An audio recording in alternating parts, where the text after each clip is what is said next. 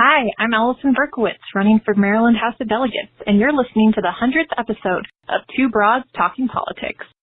This is Brenna O'Brien with Moms Demand Action for Gun Sense in America, coming to you from Chicago, and just wanted to say congratulations to Broads Talking Politics on your episode 100. Way to go, ladies. This is Tony the Democrat with Postcards to Voters. I can think of 100 different ways to strengthen the resistance. Two Broads Talking Politics is right up there with their 100th episode and a growing legion of listeners. Congratulations, and keep talking.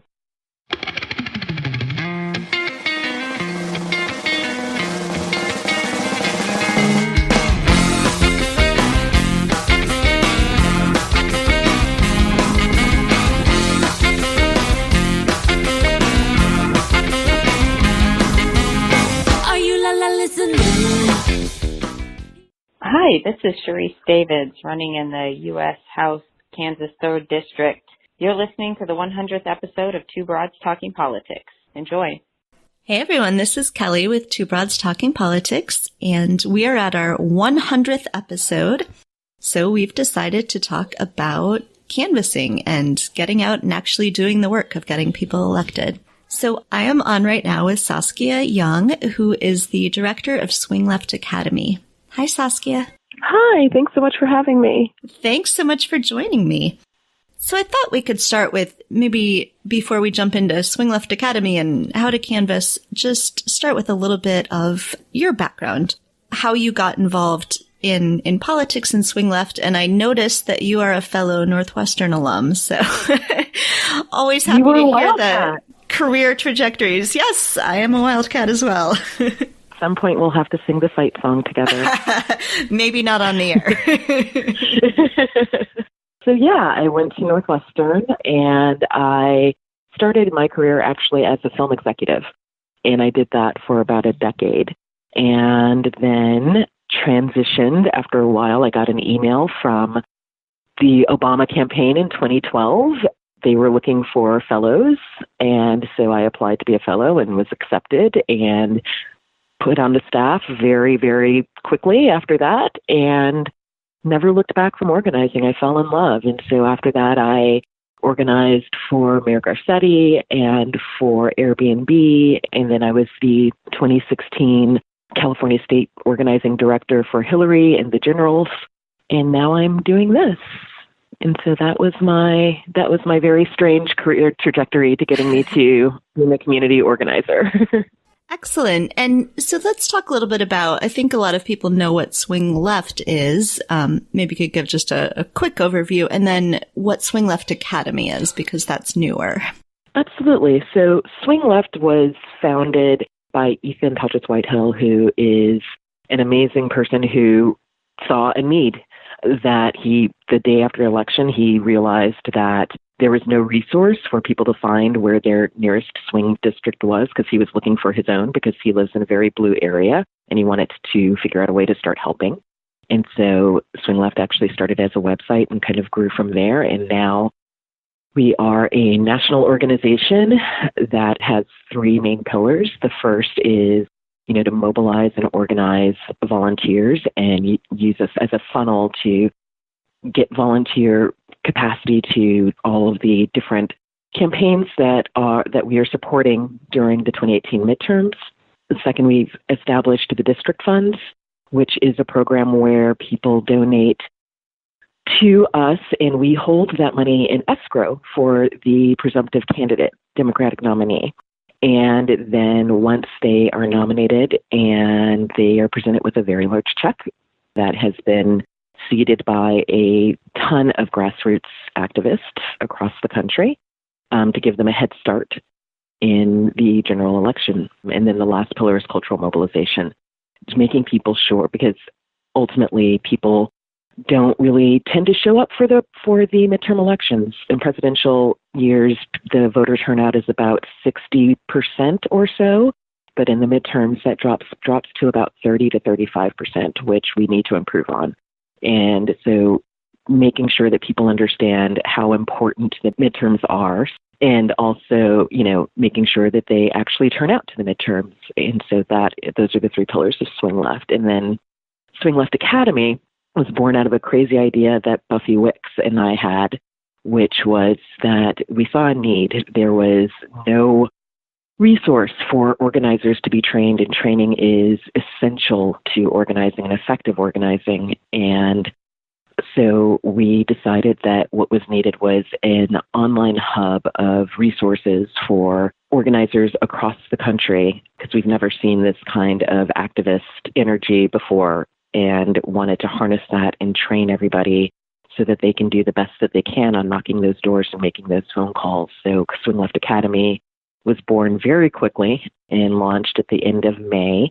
And there are 4 pillars to Swing Left Academy. The first is we have an online library of training videos there's 5 up already that are intro training videos, and we'll be doing more of those that come along with supplementary materials so people can kind of have that resource at their hands and make sure that they are kind of armed and ready to go out and canvas and do phone banking, etc.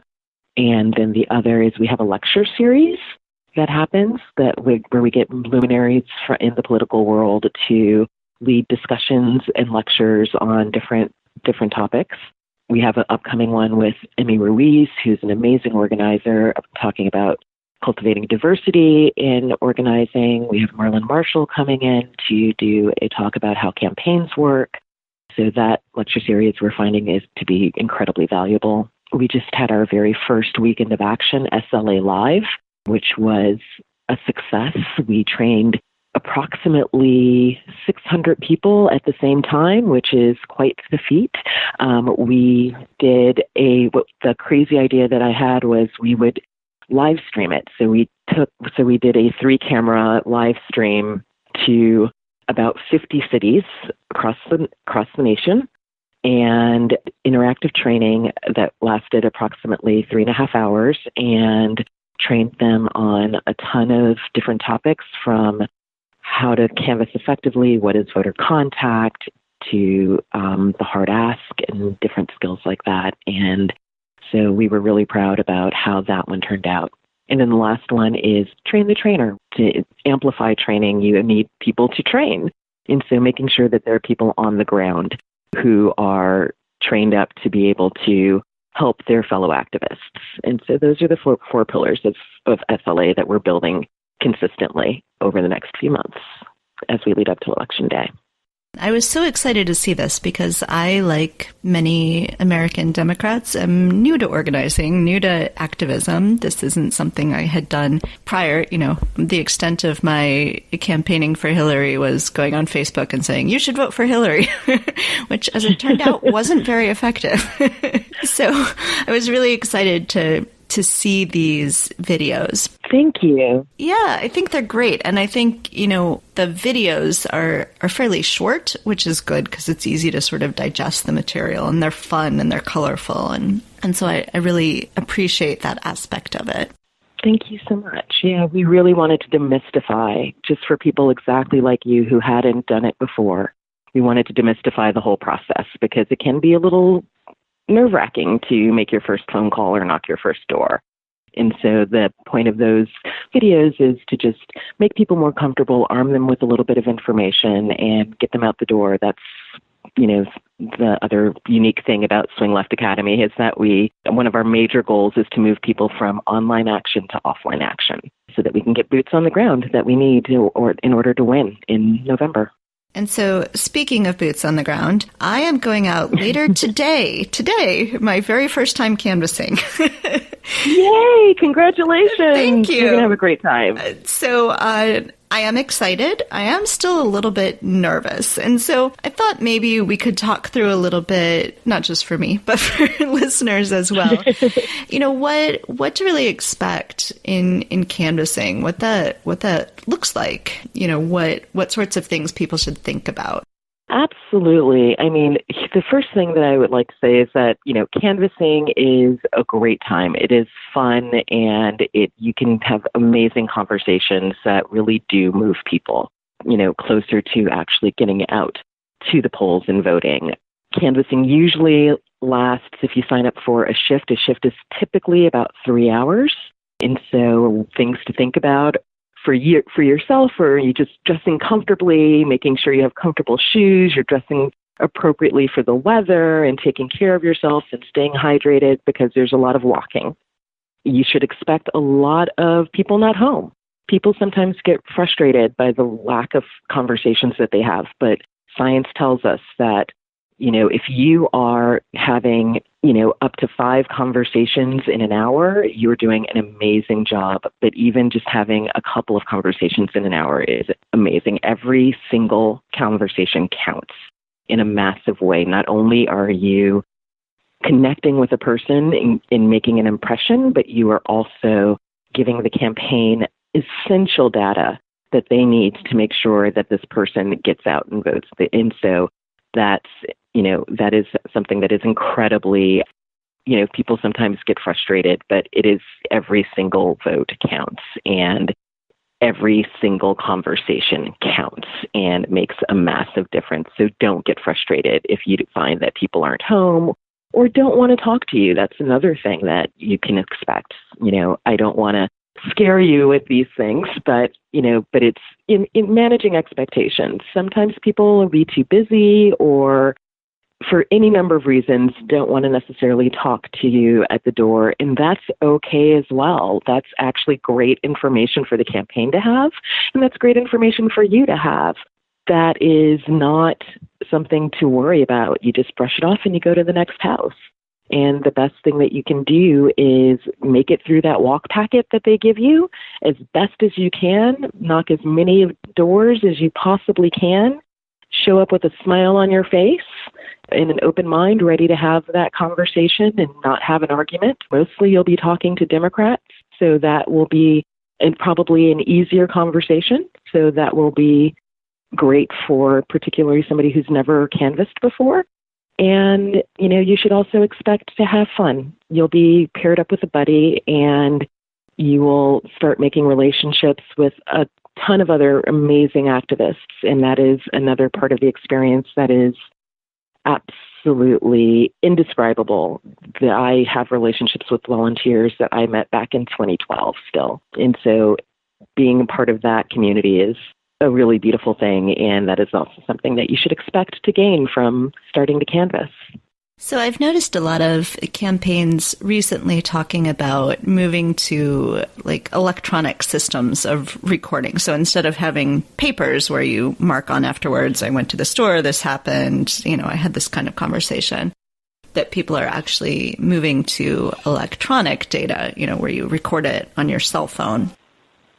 Yes, they are, which is much more effective and much more quickly, but it can certainly be frustrating for somebody who's a first timer, I'm sure. But it is actually really easy. And I guess one thing that I missed in terms of things to expect support. Expect support from people who are there. You will be there with a group of people. Not everybody will be a first timer. You will be paired up with somebody who has done it before. They will be helping you. And so if you have questions, that is okay. Ask the questions. You want to be prepared when you go out. And those mobile devices are incredibly important because data is absolutely essential for these campaigns. And so making sure that that data is correct and entered correctly is 100% a goal of yours when you're out there, aside from knocking doors. That's just as important. Do you get the sense that people are canvassing now in a lot more areas, in places that hadn't been reached much with voter contact before? That's a great question. I only have anecdotal information on that, but I do get the sense that there are areas that are getting hit right now by amazing activists that haven't necessarily been hit, particularly during the midterms. During a presidential year, the reach tends to be much wider, but I think that particularly with swing left 78 districts that we have on our map, there are definitely areas that haven't, particularly those areas that are red, that haven't been completely inundated as they are by, our 300,000 plus volunteers that are out there hitting the ground. Is there any risk, and this is sort of a broader question, I don't expect you to have an absolute answer, but is there